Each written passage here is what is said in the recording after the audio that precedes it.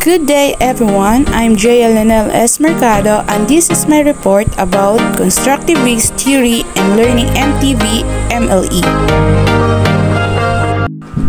At the end of the lessons, the students were expected to grasp the essence of constructivist learning theory, relate the constructivist learning theory with learning a language, and formulate methods for teaching MTV through the constructivist approach.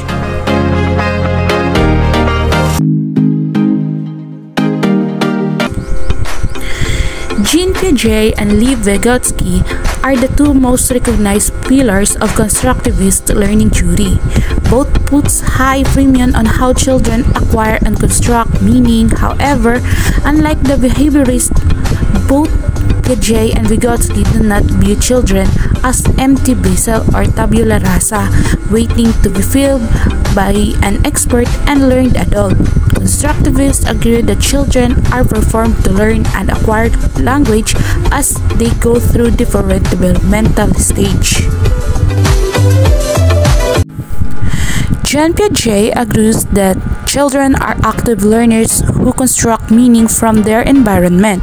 Piaget is the proponent of cognitive developmental theory that explains the interconnectedness of knowledge acquisition and language acquisition through qualitative changes of their mental processes as they develop.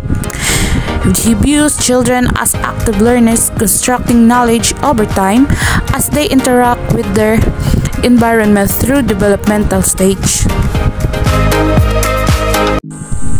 Constructivism has been a byword in education for generations, apply both to learning theory and epistemology, both on how people learn and the nature of knowledge. We do not need to adhere if it is simply a new fad, but we need to think about our work in relation to theories of learning and knowledge. So, we need to ask, what is constructivism? What does it have to tell us that is new and relevant, and how we apply it to the universe of MTV MLE? As they say, it will not take rocket science to understand and employ constructivism. There is nothing dramatically new in constructivism. The core ideas expressed by it have been clearly enunciated by John Dewey, among others. Lev Vygotsky emphasized that private speech of children talking to themselves for turning shared knowledge into personal knowledge. Vygotsky proposed that children incorporate the speech of others and then use that speech to help themselves solve problems. Vygotsky's theory implies that cognitive development and the ability to use thought to control one's own action require first a mastery of cultural communication system and then learning to use this system to regulate one's own thought processes. A Piaget view of learning and language acquisition is centered on the children's changes of logical thinking through stages based on maturation and experience. Vygotsky's view is centered on the role of culture and social interaction of children with other children and adults in the environment. Vygotsky even agreed that children's speech is a major tool in their developmental thinking. Good afternoon everyone, I'm Jonaisa Garcia and I will be discussing what is pedagogical competencies in mother tongue. So dito po mayroon tatlong kakayahan at ang unang-una ang kakayahan sa pangunawa ng target na wika at kultura nito. Pangalawa ang kakayahan sa pagdidisensya at pagpatupad ng mga plano sa pagtuturo ng sariling wika. At ang pangatlo ang kakayahan sa paglikha ng mga pagsusulit upang matiyak na tunay na nagaganap ang pag-aaral. Ito po ay mahalaga sa pagpapalawak ng kaalaman at kasanayan ng mga guro sa pagtuturo ng mga mag-aaral sa kanilang mga mother tongue. So the lesson objectives, first is at the end of the lesson, students are expected to state their own definition of culture and list other related concepts. Explain the various definitions of culturally responsive education and its principle, and list some examples of elements of culture from observing their local community's culture. First, activate for indigenous communities. So, sabi po dito, ang pagsasalita o pagkakaroon ng boses sa kanilang mga ninunong wika ay isang paraan ng pagpapalakas ng kapangyarihan at pagpapamalas ng kanilang tunay na pagkakakilanlan para sa mga katutubong komunidad sa buong mundo na patuloy na nakikipaglaban sa mga epekto ng kolonisasyon. Ito po ay hindi lamang simpleng paggamit ng wika, kundi isang aktong pag-angkin sa kanilang sariling kultura at kasaysayan na labis na aapektuhan ng pang-aapi ng mga dayuhan. Isang halimbawa po nito ay mga katutubong tribo sa Pilipinas tulad ng mga Igorot sa Cordillera Region o mga Lumad sa mga Mindanao sa kanilang mga komunidad. Ang paggamit at pagpapahalaga po sa kanilang sariling wika ay naglalarawan ng kanilang pagkakakilanlan at pagmamalasakit sa kanilang kultura dahil sa pamamagitan ng pagtuturo at pagpapahalaga sa kanilang mga wika. Nakakamit ng mga katutubo ang pagkakaisa at pagpapalakas ng kanilang identidad bilang isa-isang lahi. Ito po ay isang paraan ng pagrespeto sa kanilang mga ninuno at pagpapakita ng kanilang pagmamalasakit sa kanilang mga susunod na henerasyon. So this quote is taken from BBC article by Rawlings 2019 entitled "The Man Bring Dead and Language Back to Life." Do you believe in this quote? For me, I believe in these quotes dahil ito ay sumasalamin o tumutukoy sa isang tao o grupo na mga nagdalaan ng panahon at pagsisikap upang muling buhayin at bigyan ng halaga ang mga wika na tila na nawawala o hindi na aktibong ginagamit. Ito ay isang mahalagang adhikain na nagpapakita ng pagmamalasakit sa kultura at kasaysayan at nagbibigay ng pag-asa sa pagkakakilanlan sa mga komunidad na may koneksyon sa mga naturang wika. So, sa analyze is may 4 na uri ng culture. Ito ay ang beliefs and values, tradition and rituals, language, arts and literature. Beliefs and values, ang paniniwala at pagpapahalaga ng mga prinsipyo ay nagpapakita ng kung ano ang tinuturing na tama, mali, mahalaga o mahalaga sa isang komunidad. Halimbawa, mga relihiyosong paniniwala, mga etikal na pamantayan, pagpapahalaga sa pamilya at komunidad. Tradisyon at ritual. Ang tradisyon at ritual ay mga gawain at seremonya na regular na isinasagawa at ipinapasa mula sa isang henerasyon patungo sa susunod. Halimbawa, mga pista at kapistahan, mga ritual sa pagdiriwang ng kasal, mga pamahiin at pag-aalay. Ang wika o lengguwahe. Ang wika ay sistema ng komunikasyon na ginagamit ng mga tao sa isang komunidad upang magpahayag ng idea, damdamin at impormasyon. Halimbawa, mga wikang pambansa at dialekto, mga idiom, islang at expression, mga paraan ng pagsulat at pagbasa.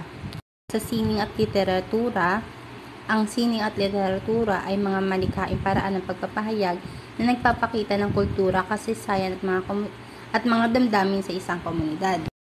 Halimbawa, mga painting, eskultura at musika, mga aklat, tula at kwento, mga pelikula at teatro. Definition of culturally responsive education. So, first, isang paraan ng edukasyon na gumagamit ng mga karanasan at perspektibo mula sa iba't ibang kultura ng mga mag-aaral upang maging batayan ng pagtuturo. At ang pangalawa, ayon kina Taylor and Sobel 2011, ang kultural na tumutugong edukasyon ay integrasyon ng mga aspeto ng mga pang-araw-araw na buhay at karanasan ng mga mag-aaral sa kurikulum at pagtuturo. Ito ay naglalayong gawing mas makabuluhan at kaugnay ang pagkatuto para sa mga mag-aaral. At ang pangatlo, ayon kina Diller and Moll 2005, ang kultural na tumutugong edukasyon ay isang uri ng pedagohiya kung saan ang mga guro ay bihasa sa pagtuturo sa mga iba't ibang konteksto ng kultura. Ang ganitong kakayahan ay nagbibigay daan sa mga guro na epektibo at matugunan ang mga pangangailangan ng mga mag-aaral mula sa iba't ibang kultural na. So dito sa pang-apat, ang kahulugang ito na binanggit sa Taylor and Sobel 2011 mula kina Cartledge and Gardner and Ford 2009 ay nagbibigay din sa kahalagahan ng pagkakilala at pagpapahalaga sa mga natatanging identidad kultural ng parehong karamihan at kaunting pangkat sa katawan ng mga mag-aaral sa pamamagitan ng pagkikilala at pagpapahalaga sa mga pagkakaibang ito. Maaaring lumikha ng mas inklusibo at patas na kapaligiran sa edukasyon. At ang pang-apat ay ang apply. So first is sense making. Ito ay maraming representasyon ng kahulugan ng isang ibinigay na bagay, tao o pangyayari. Iba't ibang tao ang nagbibigay ng iba't ibang kahulugan sa isang tiyak na bagay. Ito ay maaaring depende sa kanilang mga halaga at kanilang wika, ayon kay Salvatore 2012. At ang pangalawa, artifacts. Ito ay tumutukoy sa mga anumang bagay ng pag-aari ng isang grupo ng tao na nagbibigay ng impormasyon tungkol sa kultura ng nasabing grupo. Maaring itong kabilang ang mga simbolo ng tradisyonal na bagay na natagpuan sa mga archaeological na lugar, mas modernong mga bagay tulad ng mga cellphone, television, laptop at iba pa. At ang pangatlo ay ang mga grupo o groups. Ito ay tumutukoy sa mga grupo ng tao sa loob ng komunidad na nagbabahagi ng parehong mga kaugalian, pamantayan at mga kasanayan ng pagkakilala sa kanilang kultura. Yun lamang po. Thank you.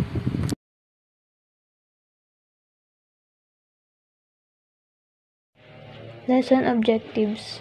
At the end of the lesson, students are expected to list and analyze various definitions of mother tongue from different authors and language institutions.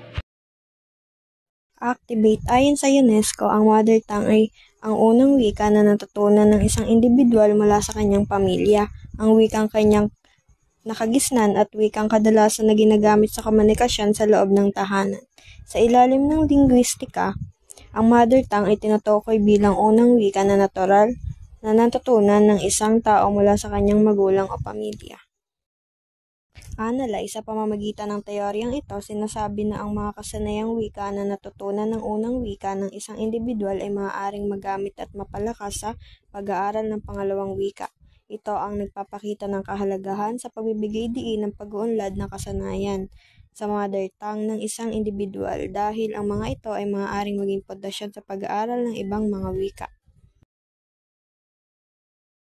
Bali sa abstract naman, ang layunin naman ng aktibidad na ito ay masuri ang konsepto ng sariling wika sa bawat grupo. Apply. Para maintindihan ang wika ng ibang tao, maaari kang magsimula sa pag-aaral ng basic na mga salita at pangungusap. Maaari kang sumali sa klase ng wika, magbasa ng libro, panoorin ang mga pelikula o makipag-usap sa mga taong marunong ng wika ng iyong nais pag-aralan.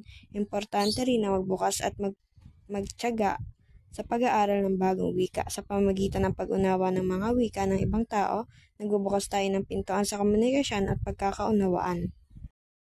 So sa language knowledge, we have phonology.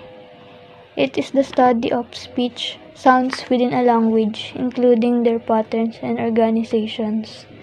Sa phonemes naman, it has distinct units of sound in a specified language, for example, P, B, D, and T.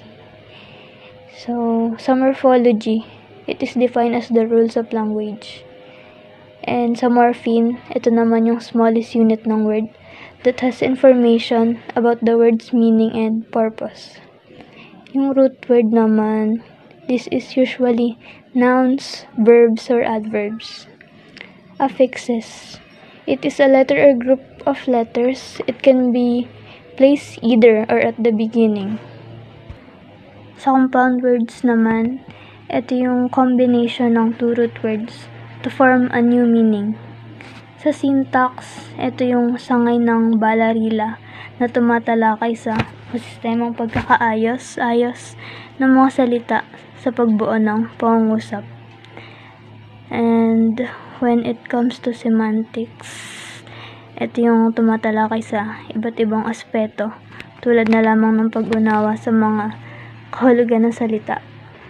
And anomaly naman yung tumutukoy sa isang bagay o pangyayari na hindi karaniwan. And metaphor, ito yung figure of speech, no?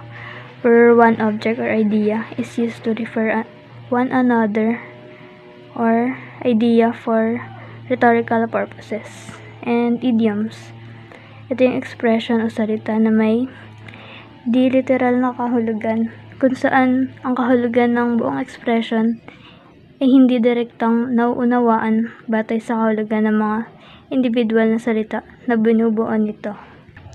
And lastly, yung pragmatics. Ito yung tumatalakay naman sa konteksto or layunin at implikasyon ng mensahe sa pamamagitan ng wika.